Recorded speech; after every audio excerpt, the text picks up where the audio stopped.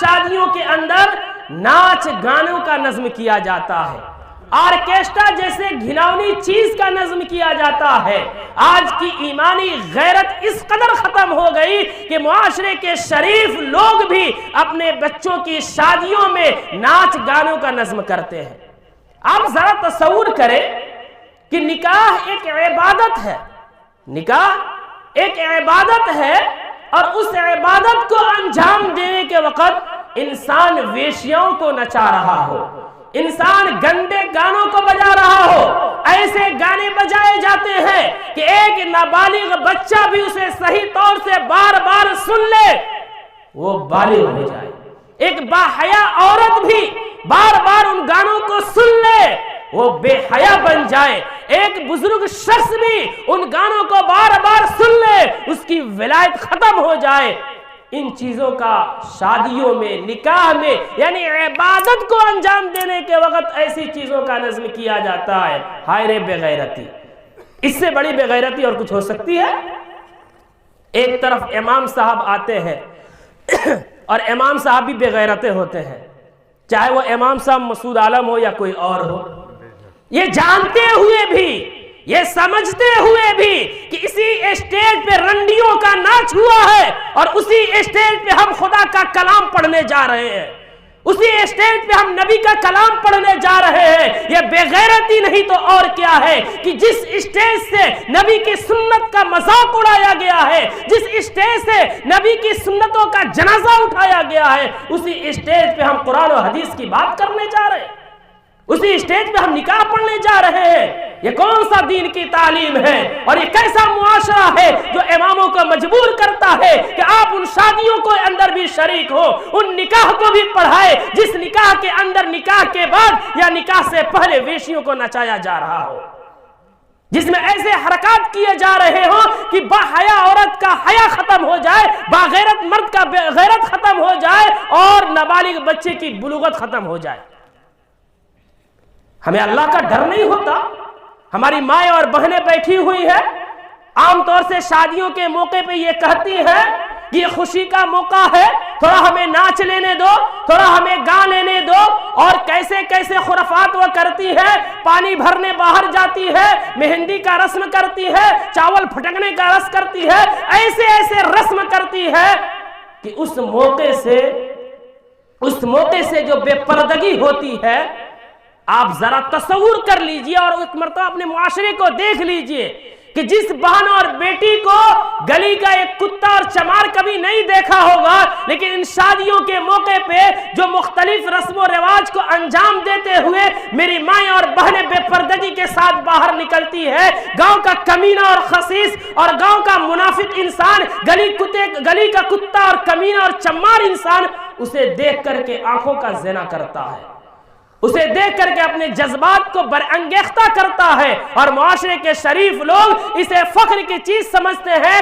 آگے مرد چلتا ہے، پیچھے نوجوان چلتا ہے، پوری بتیاں لگائی جاتی ہے اور پٹاخے بھڑکائے جاتے ہیں اور گاتے گنگناتے وہ قافلہ نکلتا ہے اور لوگ دیکھ دیکھ کے گناہوں میں ملوث ہوتے ہیں، اور مرد خود اپنی بیوی کو گھماتا ہے، بھائی خود بہن کو گھماتا ہے، اور شوہر خود اپنی بیوی کو گھماتا ہے۔ یہ کس قدر بے غیرتی ہے؟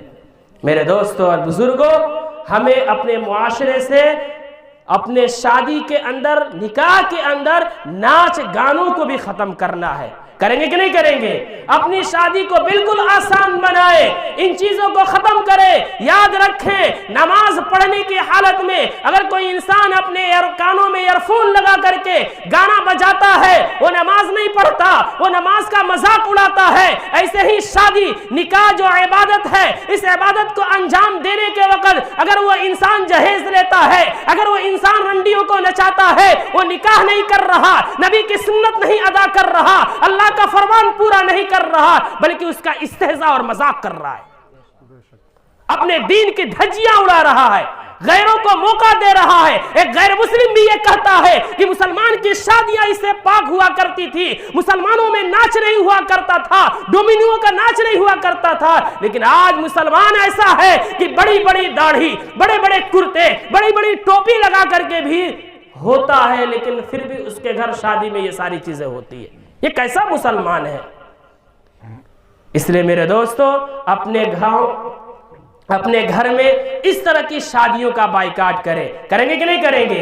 ایک تیسری اور آخری چیز میں کہہ کے ختم کرتا ہوں، چونکہ نکاح کو آسان بنانے کے لیے جہیز جیسے ملعون رسم کو ختم کرنا پڑے گا، اور اس کے ساتھ ناچ گانے کا جو رسم و رواج ہے اسے ختم کرنا پڑے گا۔ یاد رکھیں یہی وجہ ہے ہماری ان بیجا خرافات کا اثر ہے کہ آج ہم بڑے دھوم دھام سے شادی کرتے ہیں اور کر کے لاتے ہیں، چند دن بڑے چین و سکون کے ہوتے ہیں، پھر اس کے بعد جو تباہی شروع ہوتی ہے اسے بیان نہیں کیا جا سکتا ہے۔ اس وقت ہمارے بزرگ حضرات مولوی صاحب کے پاس جاتے ہیں، امام صاحب کے پاس جاتے ہیں اور یہ کہتے ہیں کہ تھوڑا کچھ دعا کر دو کہ ہمارے گھر میں چین و سکون آ جائے، تھوڑا ہمارے بیٹے کو سمجھا دو، ہماری بہو کو سمجھا دو کہ بڑی بے چینی ہے، بڑی بد اخلاقی ہے، بڑی بے مروت ہے، لیکن وہ شخص یہ بھول جاتا ہے کہ تو نے اپنی بہو کو لانے کے وقت، اپنی بیوی کو لانے کے وقت تو نے ناچ کیا تھا، تو نے جہیز لیا تھا۔ جب تو ناچتے نچاتے اپنی بیٹی بہو کو لایا تو یقیناً وہ گھر میں بھی ناچے گی اور تم سب کو نچائے گی، اور نچا رہی ہے تو تیری چیخیں نکل رہی ہے۔ پہلے زمانے میں شادیاں ہوتی تھی تو گھر آباد ہو جاتا تھا، نسلیں پھلتی پھولتی تھی، خوشی اور شادمانی کا ماحول بڑھتا جاتا تھا۔ لیکن آج صاف طور سے میں کہنا چاہتا ہوں، چاہے وہ گھر ایک غریب کا ہو یا گھر ایک امیر کا ہو، گھر ایک بھنگی کا ہو، گھر ایک مسلمان کا ہو، ایک کافر کا ہو، کسی کا گھر ہو، لیکن شادیاں خرافات سے بھری پڑی ہیں، جس کا انجام یہ ہے کہ شادی ہونے کے بعد بیٹے میں جھگڑا، بہو میں جھگڑا، ساس پتوں میں جھگڑا، اور گھر کا گویا کہ چین سکون ہی ختم۔ وہ اس لیے کہ تو نے کام ہی ویسا کیا ہے۔ وہ نکاح کیسے مقبول ہو سکتا ہے جس میں یہ سارے خرافات ہو؟ وہ نماز کیسے مقبول ہو سکتی ہے جس نماز کی نیت باندھنے کے بعد کانوں میں گانا سنا جا رہا ہو؟ تیسری چیز جو میں کہہ رہا تھا کہ اپنی شادی میں بارات کا بھی رواج ختم کریں۔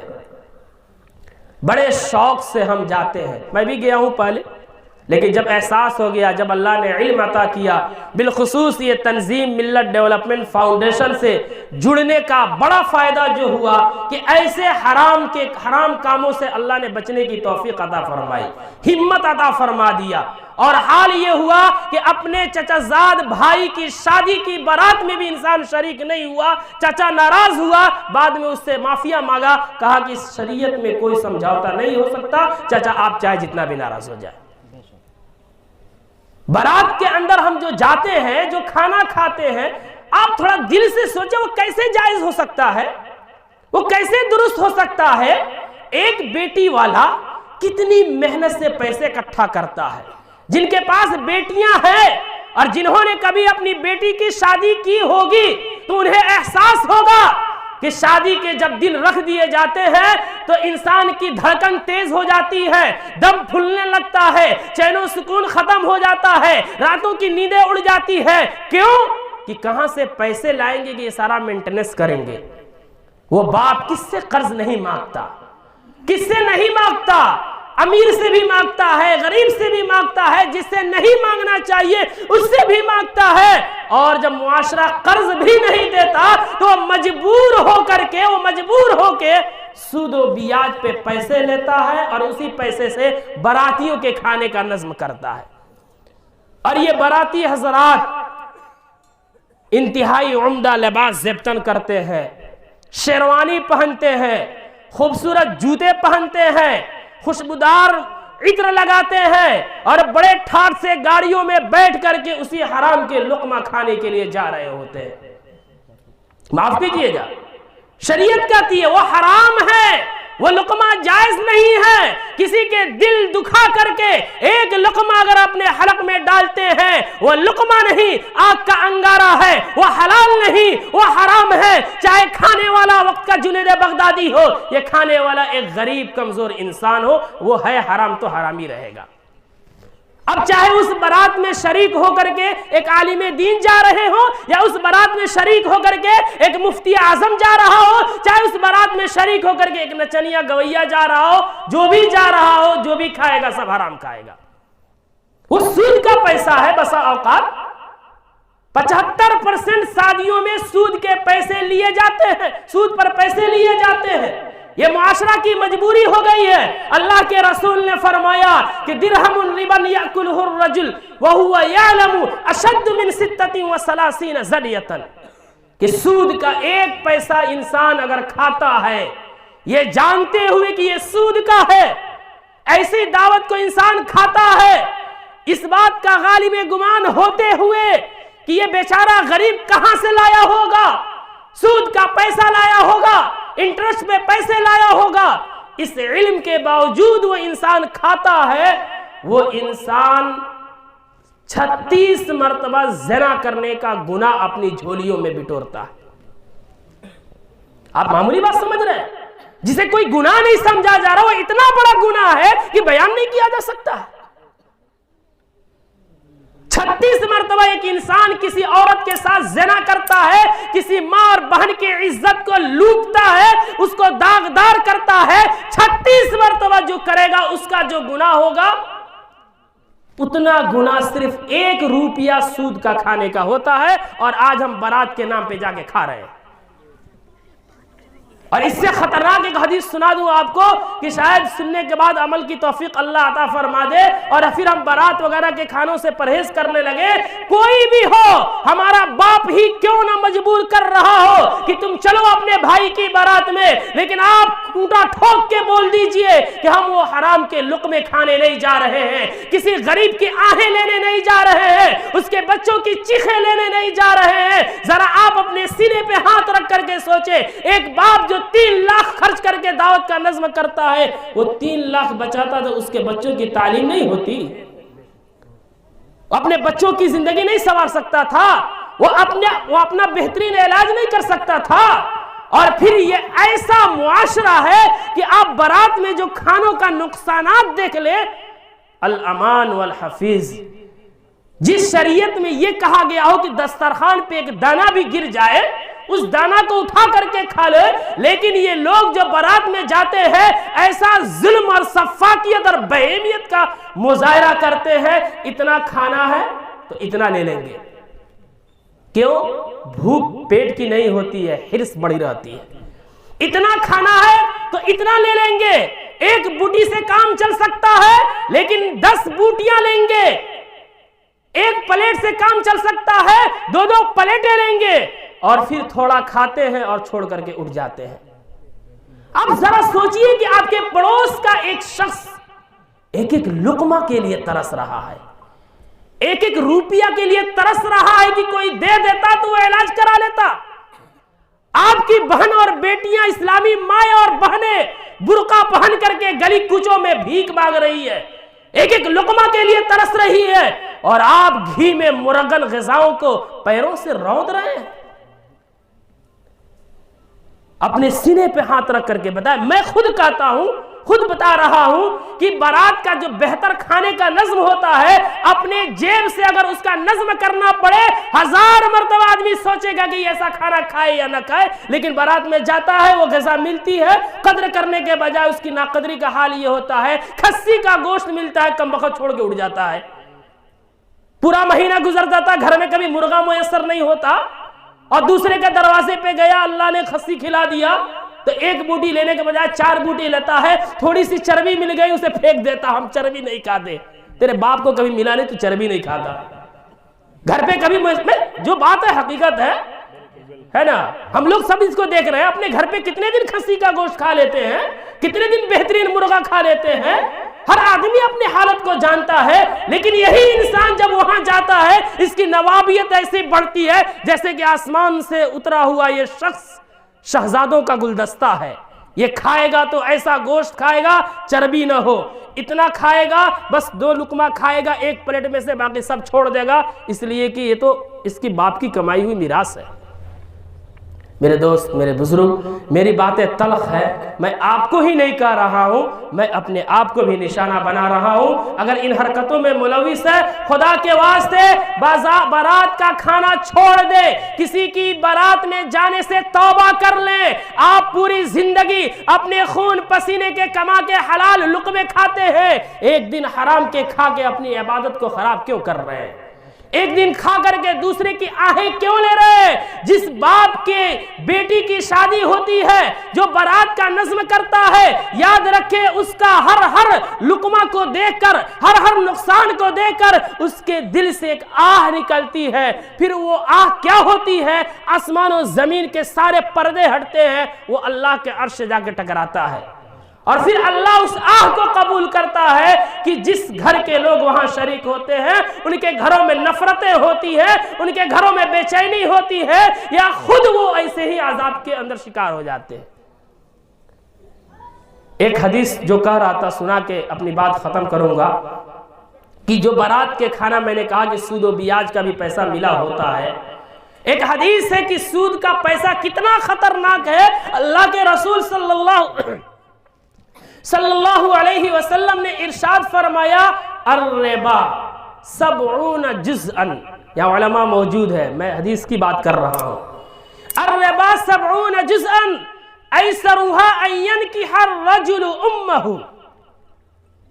اگر ایمانی حرارت ہمارے دل میں اگر باقی ہے، مائیں بھی بیٹھی ہیں، بہنیں بھی بیٹھی ہیں، بھائی بھی بیٹھے ہیں، بزرگ بھی بیٹھے ہیں، میں سب کو کہہ رہا ہوں اگر تھوڑی سی بھی ایمانی حرارت ہمارے دل میں زندہ ہے تو یہ حدیث سننے کے بعد بالخصوص بارات کے کھانے سے ہم توبہ کر لیں گے انشاءاللہ. اللہ کے رسول نے فرمایا کہ سود کے 70 درجے ہیں. کتنے درجے ہیں؟ 70 درجے ہیں. ان میں سب سے ہلکا درجہ ان ينكح الرجل امه. یہ بات جو میں کہہ رہا ہوں میں اپنے باپ کی ڈائری سے نہیں، اللہ کے رسول کی باتوں سے کہہ رہا ہوں، جس کی سچائی کا حال یہ ہے کہ آسمان و زمین، چاند، سورج، ستارے، پورا کائنات ختم ہو سکتا ہے، کائنات کا ہر فرد جھوٹا ہو سکتا ہے، لیکن اللہ کے رسول کی کسی بات جھوٹ تو کیا، جھوٹ کا شبہ بھی نہیں کیا جا سکتا ہے. تو اللہ کے رسول نے فرمایا کہ 70 درجے ہیں، ان میں سب سے کمتر درجہ یہ ہے کہ انسان اپنی ماں سے زنا کرتا ہے. استغفر اللہ. یعنی 1 روپیہ سود کا کھاتا ہے انسان، بیاج کا کھاتا ہے انسان. ایسے بارات کے کھانے، دیکھیں بارات کے کھانے تو ایسے ہی غلط ہے، لیکن جس میں سود کا ملا ہوا ہو. اور آج حال یہ ہے کہ 75% شادیاں ایسی ہیں جس میں سود پہ پیسے لیے جاتے ہیں. میں کہنا چاہتا ہوں کہ ایسا کھانا جس میں سود کا پیسہ ملا ہو، 1 روپیہ اگر سود کا انسان کھاتا ہے، نعوذ باللہ اپنی ماں سے زنا کا عذاب اور گناہ اپنے جولی میں بٹورتا ہے. معاشرے کا ظالم، معاشرے کا زانی، معاشرے کا دیوس کمینہ جو صبح و شام گلی کوچوں میں چکر لگاتا ہو کسی بہن اور بیٹی کی عزت کا سودا کرنے کے لیے یا ہر دن کرتا ہو، اس انسان سے بھی کہا جائے کہ تھوڑا اپنی ماں سے زنا کر، اس کا کلیجہ پھاٹ جائے گا اور آپ کو ذبح کر ڈالے گا. لیکن یہ شریف حضرات ہم تمام اس بات کو بھول جاتے ہیں کہ جن بارات کے کھانوں کو کھا رہے ہیں وہ سود کے پیسوں سے ملے ہوئے ہیں، اور ان کھانوں کا عذاب یہی ہے کہ انسان اپنی ماں سے زنا کر رہا ہے. اگر کسی کو اشکال ہو تو مجھ سے باتیں کر سکتے ہیں، دلیل کی روشنی میں کوئی کرنا چاہے، کوئی مائی کا لال ہم سے بحث کر سکتا ہے. میں جو بات کہہ رہا ہوں اللہ کے رسول کا فرمان سنا رہا ہوں. اسی پہ بس نہیں ہے بلکہ آپ کو بتاتے چلوں کہ انسان زنا کرتا ہے، انسان چوری کرتا ہے، انسان نماز چھوڑتا ہے، انسان جھوٹ بولتا ہے، یہ سارے گناہ کبیرہ ضرور ہیں لیکن اتنا بڑا گناہ نہیں ہے جتنا کہ سود کا کھانا گناہ ہے. کیوں؟ قرآن میں اللہ نے فرمایا فَإِن لَّمْ تَفْعَلُوا فَأْذَنُوا بِحَرْبٍ مِّنَ اللَّهِ وَرَسُولِهِ کہ اگر انسان سود و بیاج کے کھانے سے پرہیز نہیں کرتا، وہ باز نہیں آتا، یہ جانتے ہوئے کہ یہ کھانا سود والا کھانا ہے، بیاج والا کھانا ہے، وہ پرہیز نہیں کرتا، پھر وہ آ جائے اللہ اور اس کے رسول سے جنگ کرنے کے لیے. کس کی ماں نے دودھ پلایا ہے جو اللہ اور اس کے رسول سے لڑائی کرنے کے لیے تیار ہو جائے؟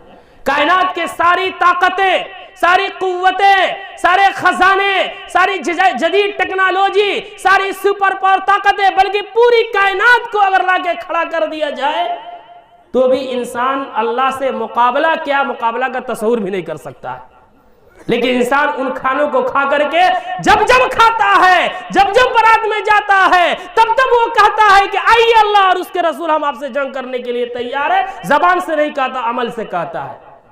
تو یہاں تو اللہ اور اس کے رسول جنگ نہیں کریں گے، کہاں کریں گے؟ حشر کے میدان میں کریں گے. اس وقت بتائیں گے کہ تو کیا کرتا تھا، اب سمجھو یار. لیکن ہائے افسوس میرے معزز بزرگوں، یہ ہنسنے کا مقام نہیں ہے، یہ رونے کا مقام ہے کہ اس وقت ہمارا افسوس بھی کسی کام کا نہیں ہوگا. انسان جانوروں کے درمیان اللہ کا عدل دیکھے گا تو کہے گا یا لیتنی کنت ترابا، اے رب کریم تو ہمیں مٹی کیوں نہیں بنا دیتا. لیکن اللہ اسے مٹی نہیں بنائے گا، اسے تو پھر عدل کرے گا، اور جو کیا اس کا خمیازہ اسے بھگتنا پڑے گا. کل قیامت کے میدان میں جب اللہ تعالیٰ حشر کے میدان میں اٹھائیں گے تو یہ سود و بیاج کے پیسوں کے کھانے والے انسان، چاہے وہ بارات میں کھا رہے ہوں یا لے دے کر کے سود کھا رہے ہوں، یہ شخص بھی کل قیامت کے میدان میں اپنی الگ پہچان رکھے گا. انسان دیکھتے سمجھ جائے گا کہ وہ لوگ ہیں جو سود و بیاج کے پیسے کھاتے تھے یا سود و بیاج والے کھانے کھاتے تھے. کیسے؟